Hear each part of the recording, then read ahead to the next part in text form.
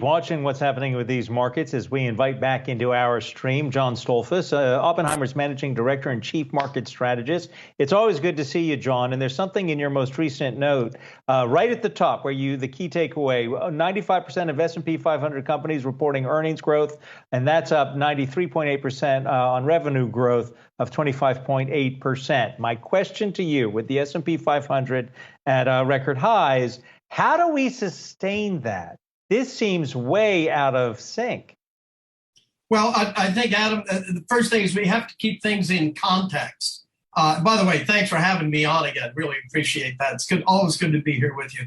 But if you keep things in context, what we do is we recognize right away that these phenomenal earnings growth numbers in particular are really because the comps are so easy when you go up against 2020.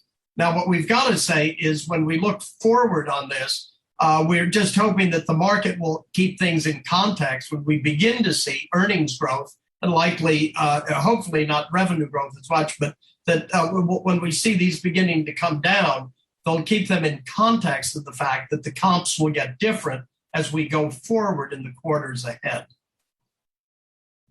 John, speaking about some of the trends that we could see going forward, you also mentioned the M&A activity that we've seen so far this year through August 20th of 2021. It's up sharply from both 2020 as well as the same period in 2019. Is this something that you think will be sustained and some momentum here in the M&A division going forward?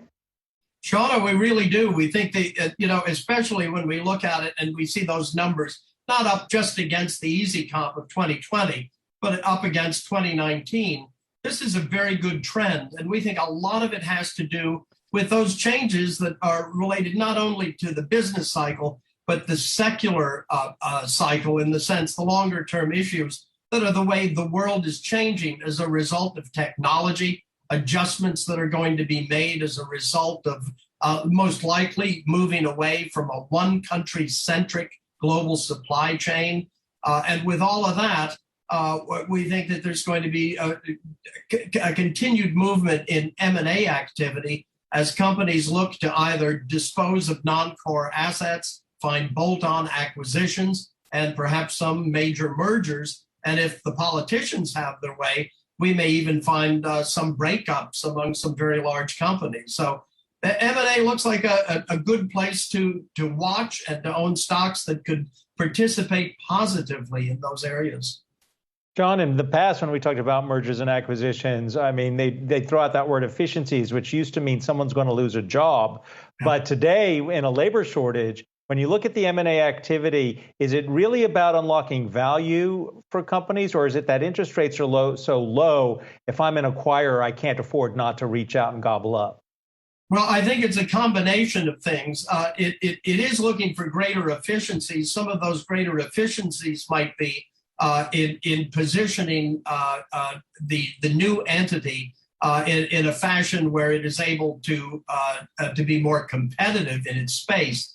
But we also do believe that you will find an opportunity for jobs here, that if companies indeed continue the pattern we're beginning to see, hire and train, this could actually be a very good thing.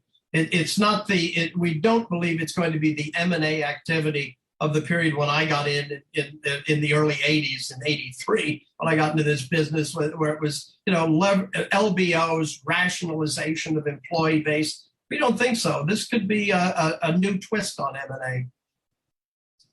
John, with the rise of cases related to the Delta variant, have you changed your strategy, or do new investment opportunities look more attractive to you as a result?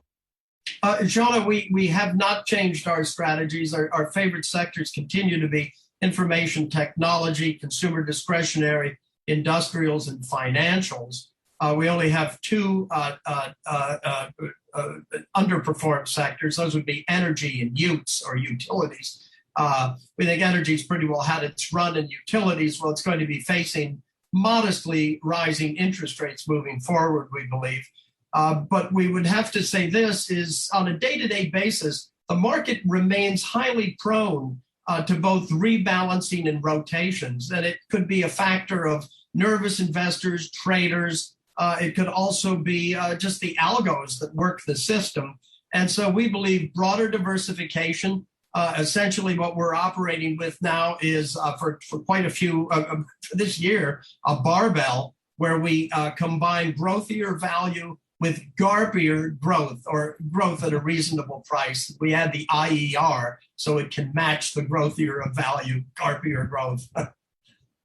John, as we look for that Garthier growth, is it going to be driven by crude? I mean, but you pointed out, and I think last time you were here, we were actually praising you for calling what was going to happen with oil. That, you know, it's below $75 a barrel today. WTI is at roughly $67 a barrel.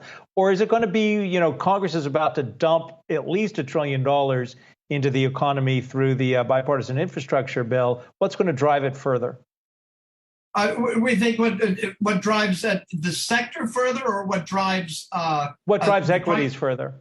Okay, well, equities further. We think it has to do with the secular trends in technology and globalization.